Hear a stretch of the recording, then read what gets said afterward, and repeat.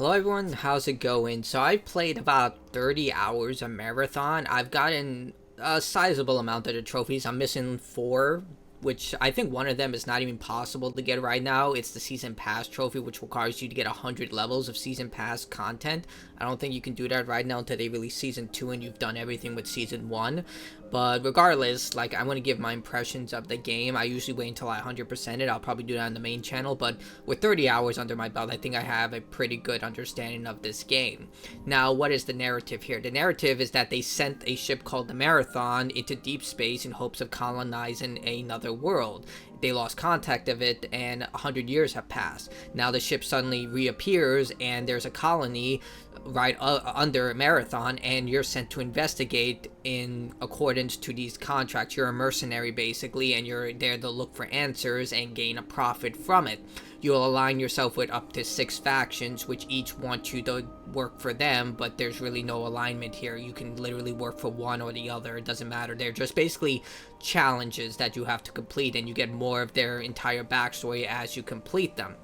But that's your entire objective. You go to one of 3 maps, which are part of this colony, and you're just there to complete baseline challenges like kill a certain amount of enemies, break glass, download from a key terminal around the map. And as you advance these factions, you will eventually gain new equipment, which you bring with you, and then you start the cycle all over again. Now you have a variety of different shells to choose from. You don't go in there with your body. Basically, immortality has been obtained in this universe for a price. You are able to go onto this planet using a shell. You have a certain amount of time on the colony, and you're supposed to get as much resources as you can while killing other players who are doing the exact same thing. You're basically a nameless mercenary whose job is just to get stuff and leave, and then just repeat the process. This is an extraction shooter, so obviously whatever you bring with you, you are risking, and other players who kill you can take your stuff, and that's it. Now, if you lose everything, it doesn't really mean the end of the world. You can get things called sponsor packages. They come within rarity tiers. The baseline gives you the most common gear possible. Everything is separated into rarity, but you must pay for the other options if you want them. And of course, if you die, you lose the sponsor package, but you always have an option to choose from in order to get that default gear.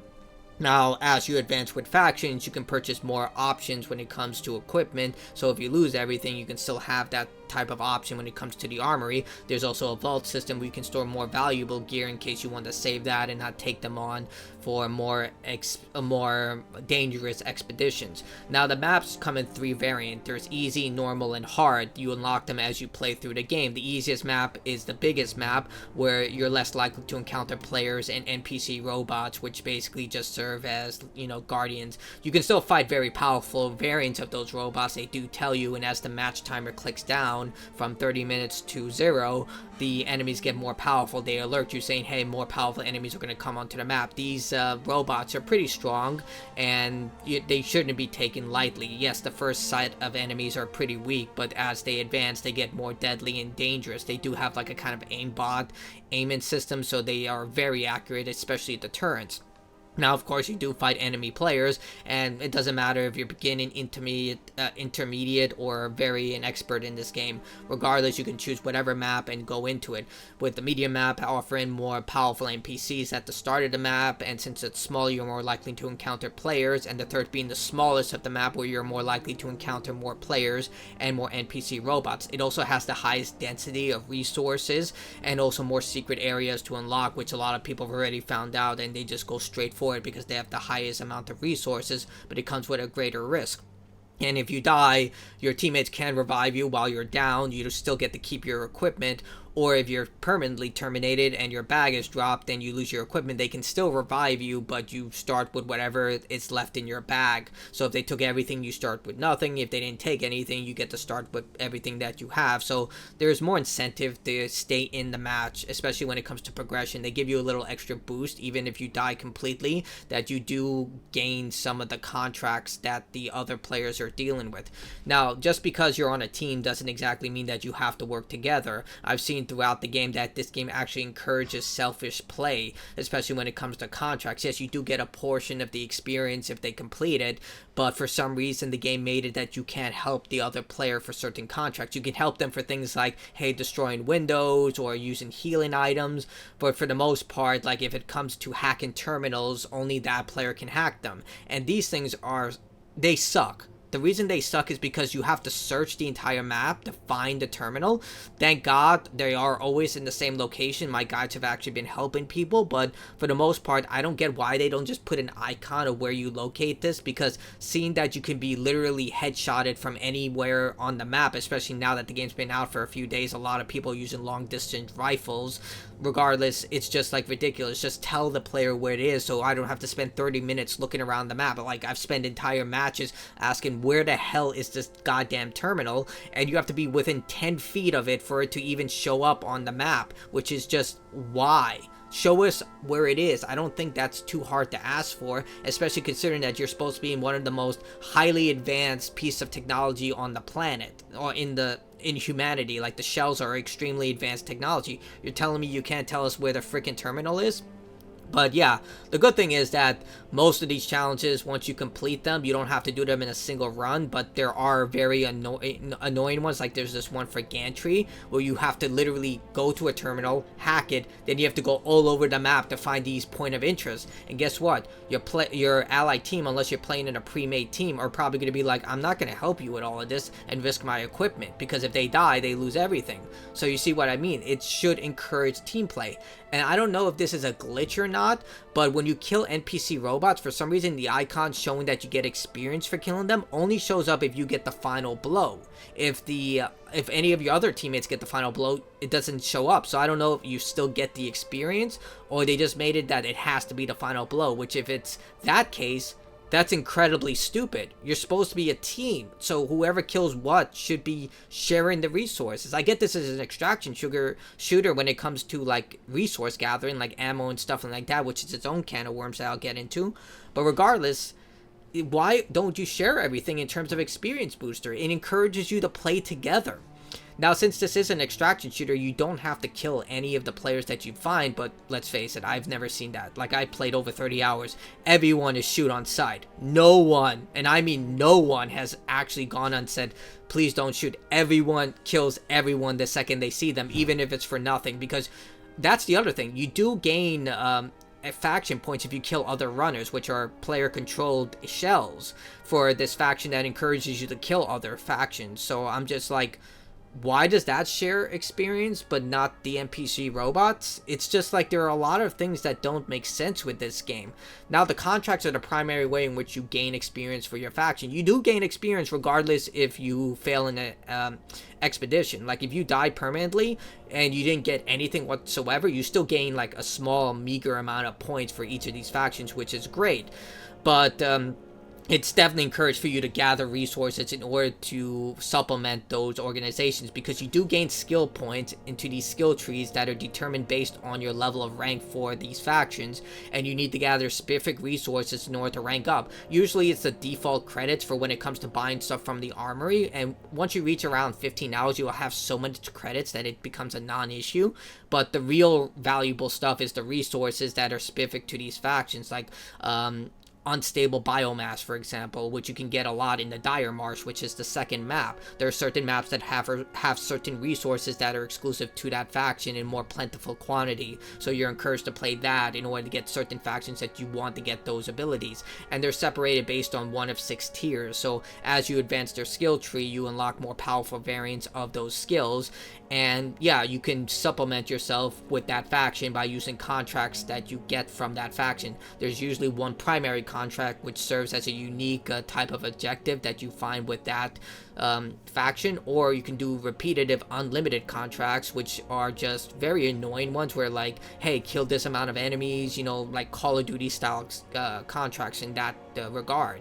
But the stupid thing about this, and I just discovered this today, is that for some reason, some of these rerolls, which you can reroll these unlimited contracts, one of them stated I had to wait 6 days to re-roll a contract. I am not joking. 6 days to re-roll a contract. At first, yesterday, it said it was 9 hours, so I was like, okay, I'll wait until tomorrow. And then today, it was like, no, 165 hours. I was like, did I do something wrong? Am I banned? Like, is this like a consequence? Like, I don't understand. Like, this is the stupidest thing I've ever seen in my life, but they have this system, and it just gets worse by that. Like, I'm going to bundle in a lot of the issues I have with this game, but that is incredibly stupid.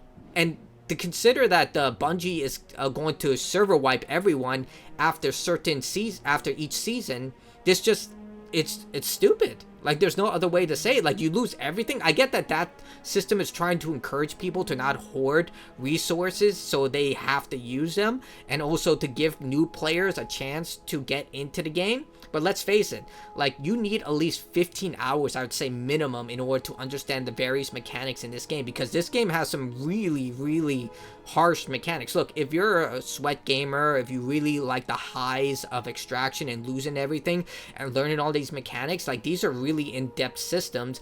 I think you're gonna have a good time if you're into that stuff. But if you're a casual gamer, someone like who plays like Apex Legends or Fortnite, where everything is very highlighted and easy to understand, you're not going to like this. This is a game that requires dedication to learn it, and you can lose everything in a heartbeat. But yeah, these contracts, absolutely stupid and ridiculous. And this comes to the microtransaction system. Now, there are 3 types of currency. Yeah, 3. So the first one is credits. You get that by selling equipment and earning, beating contracts, which is just a simple currency system. It's very baseline. You use it in the armory, and you'll have so much of this stuff by the end of 15 hours that it would become completely a non-issue at that point. Next, you have the silk currency. This you get from completing contracts, I believe. I don't know, I just earned it randomly, and you use this for the battle pass system, which is its own can of worms. So the battle pass has various levels. I have the game opened up here so I can fact check everything, but they have 6 levels as of season 1. No, the first season isn't free, which I think is stupid, because you're already asking people for $40 up front. At least give people who invested the upfront cost access to the battle pass firsthand. But no, there are 2 levels of each level, so there are subcategories into the battle pass. Yeah, I know it gets confusing. So level 1 will, first example, has 2, 4, 6, 8, 10. So it has 10 unlocks. You only get 4 unlocks if you don't have the premium battle pass. Everything else requires you to purchase the additional stuff, and I'll show a picture of what this looks like. It's absolutely by the numbers standard stuff, like stuff you would expect to be given away for free. Just, it's not appealing. It's like literal regular stuff. And as far as I can tell, when it comes to the trophy where you have to unlock 100 levels worth, I don't know if that includes the premium stuff, but yeah, it's pretty damn expensive with all of this stuff. And they also pulled the Destiny 2 system. Now, those who don't remember, back when Destiny 2 first launched, the shaders you used were limited, meaning that you had, if you used a certain amount of it, you had to regrind them. And it was such a horrible backlash that they retreaded that and said, okay, now it's unlimited. They did the same thing here, meaning that you can't put, if you have a charm, for example, you can only put that charm on 1 weapon. I'm not kidding. They literally put these cosmetics on a limited quantity, even though you unlocked it. You see what I mean? Like, with this, like, this ridiculous stuff. Like, you already spent $40 for this, and now they're like, oh yeah, on top of it, these cosmetics that you get, you have only a certain amount of weapons that you can put onto these weapons, and on top of it, you have to buy the battle pass if you want to get at least 90% of the stuff that's here. Yeah, and when it comes to the last currency, it's basically just a premium currency, and these can range from $100 to $5. They did change it to make it a little less, you know what, let's just say this for what it is. It's crap. Like, I get that this game needs to make back its money in a live service faction, but there are good ways to do this, like with Warframe, and there are bad ways to do it, and this is definitely the bad way to do it. Like I stated, if you get a cosmetic through these systems, it's limited, and the shells don't even look that good. Like, yeah, look, I think the shells look cool, but the premium shells don't look any way cooler. Like, they literally just look like, hey, this one is blue, this one is red, this one's arm is white. Like, you can't even tell really the difference between any of them. It's just like, this looks just like the regular default shell. Like, at least with premium stuff, you would expect them to look extravagant. I'll give Call of Duty as much crap as it is, but when you pay for a $40 skin, it looks like a $40 skin. But, you know, for that much money, you can literally get like a ton of other games. But I digress. Like, none of these microtransactions look particularly good, and you could say, hey, let them cook, they'll make something better. This is your first impression. Like, if players find this ridiculous, they're gonna be like, yeah, I'm just done with this game. Now, let's get to the gameplay. Like, the gameplay is solid. Like, this is Bungie, the shooting is solid, the gameplay is really solid.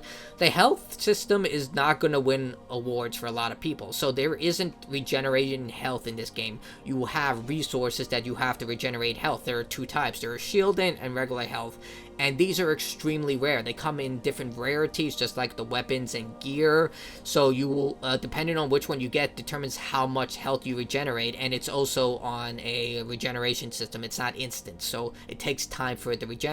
The time to kill is very quick, so I guess in a way that allows players who have more advanced gear to still have a sense of caution. Just because you have the most powerful shield and the most powerful gear, you're still going to have like someone who comes in with a gray weapon who can easily rinse through you if they're skilled enough and have better accuracy than you. This is not to say that certain weapons aren't more powerful than others. A shotgun can literally two-shot someone, and I've seen people take the shotgun and literally just wipe out an entire team with people with highly advanced gear. Now, in terms of the equipment, you have equipment, which is basically what you use, like grenades, supply crates, stuff like that. Then you have shielding, which is self-explanatory. It's how much shield you get. Then you have cores, which upgrade your abilities, such as speed, jumping, how much your stamina meter decreases and increases. And then finally, you have leg implants, which increase your speed and how much you... Like, it's basically more complicated systems. It's basically an armor system, and you're going to have to really learn this system, because I can spend 10 minutes explaining this, but let's just say there are different types of this type of equipment that you get through gathering it in the environment. You can equip 2 weapons, which also have their own modifiers. Now, the way that they work upon, like, equipping this stuff is very slow and meticulous, because it's not quick like Apex Legends, where you equip the most higher tier and you instantly get an upgrade. Not saying that's not true here. Like, obviously a green is not as good as a blue, and the purple is one of the best, but in terms of this, you have to literally hold down the X button. Sometimes you have to press L2, right, the R2, and then you have to go into a special menu which allows you to equip it into a different equipment slot, and then you have to make sure you have enough weapon and ammo in order to literally use the weapon, because each one has different different ammo types, which have also tiers to them. Like, for example, Volt cartridges have standard tier and advanced tier. Like, there's so many different tiers to this. Like I said, it took me 15 hours to understand all this, and once everything clicks, yeah, it becomes a lot easier to deal with. But I can't imagine anyone who's going through all of this to suddenly just like, hey, I need to know what this does, that does, all of this does. And you definitely see a difference, especially when it comes to the stamina meter. The stamina meter is basically the heating system, where the more you run, the more you slide, and it increases the gauge. Once it reaches its peak, you have to wait for it to decrease to 0% before you can do any of these mobility abilities, or you can wait mid match and just like a mid gauge and wait for it to decrease. And the weather does affect this. If it's raining, it decreases quicker. If you're in a pool of water, it decreases quicker. It has a gauge of how much it decreases. If you go into a heat and storm, which is only in the 3rd map, it increases your heat exponentially, making it to the point that you can't use it at all, as you get like just showered in these hot crystals. It does damage as well. I think the weather system is actually really cool. The idea that it affects this heating system makes it a really cool idea. I wish there was a snowstorm that comes in. That would have been a cool idea, or had those environmental hazards in other systems. But yeah, you also have a ping system, which allows you to track certain enemies and drones, which are the NPCs that you attack. But I did find that it was incredibly problematic on the first map. There are cats around the map for some reason. Like, the animals play kind of an objective within the game. Some of them are hostile, like these huge ticks. Others will just expose your location, like the birds. But in case of this, like for some reason I'll try and tag an enemy and it would tag the cat for some reason, even though my cursor was right on the enemy. So tagging really needs some work. Also, the cursor wheel just isn't that great. Like, I don't know, from my experience, it just really is extremely problematic. They really have to change this pinging system, which is very shocking because a lot of people don't use their mics here. I stopped using my mic because let's just say there's a lot of colorful language that goes on to that and I'd rather not deal with it. But then I tried to use the ping system for a game like Apex Legends and Fortnite. It's very effective, but here they really have to work on it, so I had to go back to using my mic as I got yelled at by people who were saying, why aren't you following me? And I'm like, dude, you're going into a hostile area with people who clearly have more equipment and advantage than you. So yeah, I just prepare for that a lot.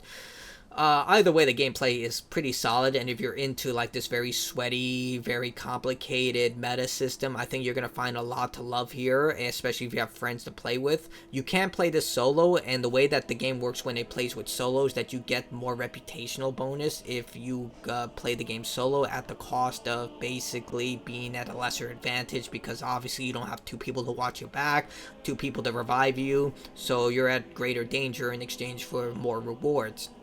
Now, extraction works in one of many tiers. Now, the first one is your standard extraction. You go to a place of extraction and you just trigger the beacon. You have to wait for like, I think 20 to 30 seconds before you can actually use it. And once you do, you go into the circle. It takes 10 additional seconds, and then you just wait until the extraction happens. You can't die at the extraction point. Everyone knows where it is, so some people do camp that area, so be warned about that. The other one is guarded exfil zones. These are guarded by NPCs, and the second you trigger it, a bunch of NPCs, depending on where you are in the match, will literally come down and defend it. And then lastly is the forced, let's say, exfil units. This is basically when the finale of the map happens, where there are more exfil units and you have to get to one of them. You have like, I think, a minute before the timer runs out. After the full 30 minutes are up, then you have one last minute in order to get to these exfil zones. If you don't, game over, you don't get anything. So that's kind of how Marathon operates at this point. I do think that it has potential in the most hardcore crowds when it comes to this type of shooter. Granted, I'm not an extraction shooter guy. The last extraction shooter I played was The Division when it came to the Dark Zone. But I see how good it could be. But there are a lot of flaws here that they really need to resolve. They have to resolve the contract system, they have to resolve the microtransaction system, they have to make the cosmetics more appealing, and lastly, see, like they stated how the silver wipe will operate, but until we see it in action, I don't know how it's going to operate. They say it's going to result to a complete wipe. Everyone loses everything from their contract to their progression tree to their armory. Other people have been telling me, no, that's not the case. They're just going to take away your armory. They're going to keep your progression when it came to the VIP contracts. I don't know. Like at this point, I really don't know until they actually do it. Now, I know they're telling people to stop, to not do reviews until, like, the big Marathon expansion is supposed to come out with a big raid, but I don't see that being an appealing factor, especially considering, like I said, everyone shoots first. They do not ask questions. They do not work together. So, seeing that the culture of this game is to shoot everyone as soon as you see them, to have a system where everyone's going to work together towards a common goal or a common enemy, I don't see that happening. I see people, the second they dive into that, they're going to shoot each other. I mean, I'm going to do it too. Like, no one's going to, like, look at each other. They're going to be like, these people probably have the most valuable equipment. If I kill them, I could just take their stuff. Like, that's the mentality I'm going to come with that, because that's how everyone's operating right now. No one looks at another player and says, yeah, let's them go. They shoot.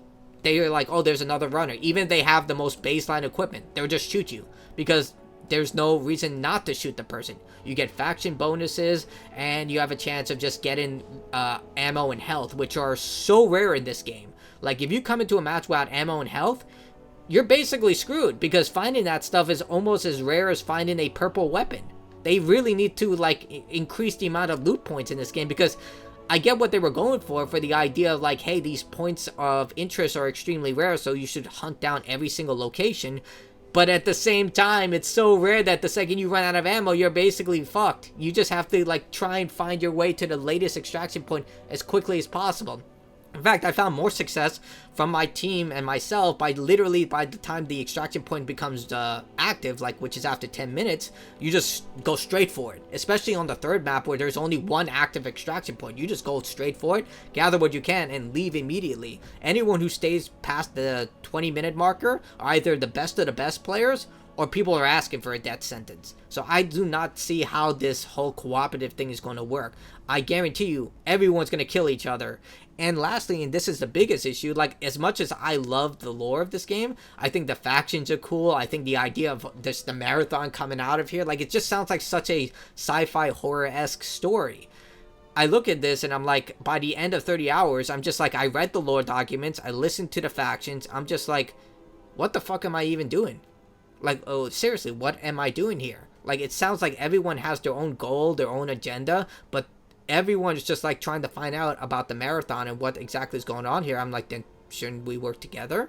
And then they're like, if they were trying to extract rare resources from this place and this was something of a hotbed of exotic resources, I would have been like, okay, that's an objective. But as far as I can tell, these factions have no reason to fight against each other. They're just competing companies. I guess that could be a reason, but at the core of it all, it's just like you come down onto the map, you gather resources, you get some lore dump, and then you're just like, okay, why couldn't I do this when I was on the map? Why are you asking me to go back down there and get additional information when you could have just asked me to get all that in the first place? You see what I mean? It's like, by the end of this, you're just asking yourself, what is the point of all of this? Maybe the upcoming content expansion will shed light on this, but as far as I can tell, none of this really tells me anything about anything. Even the anomaly events, which are these like rare events where you see like a giant ship in the air which sends out like a huge radiation storm and segments an entire area. I thought that was cool, but then I was just like, there's literally nothing happened here. It just told me to leave the area. Or another unstable unit where I had to get some resource, and then it told me, please put this into like a CCOM thing, I don't know, some sort of extractor. And I was like, okay, where is that? Go find it. I was like, you want me to find it in the entire map? Like, why can't you give me an icon? And they're like, yeah, just go find it. So there are a lot of stuff this game really needs to work on, and we'll see how things turn out. Like, I've already invested like 70% of my time into this game. When it comes to trophy progression, I'll see how far I go, because right now I'm in it for the long haul. I do want that platinum trophy in case something happens to this game. But seeing how much Sony's invested into this title, I just don't see that it's going to reach the success that they think it is. Because there are just so many things wrong with this that they should have gotten right. Because, let's face it, a lot of the gameplay mechanics that a lot of people complained about during the server slam are still here. Like, that's the thing. Like, I get it. Like, that was the final product, and they were just gauging interest when it came to that. But there were so many things they could have resolved, from the resource problems, from the, like, map issues, from all of this. They could have resolved it, but they chose just to let it go. We'll see how things turn out. I will continue playing it until I get the platinum, and once that, I don't know if I'm going to go further with that, but those are my thoughts on Marathon. After over 30 hours of the game, tell me what you think about the title. Are you enjoying it? Do you think it has potential? Do you think it's going to flop hard? Love to hear other people's opinions, but that's it from me. Have a good day.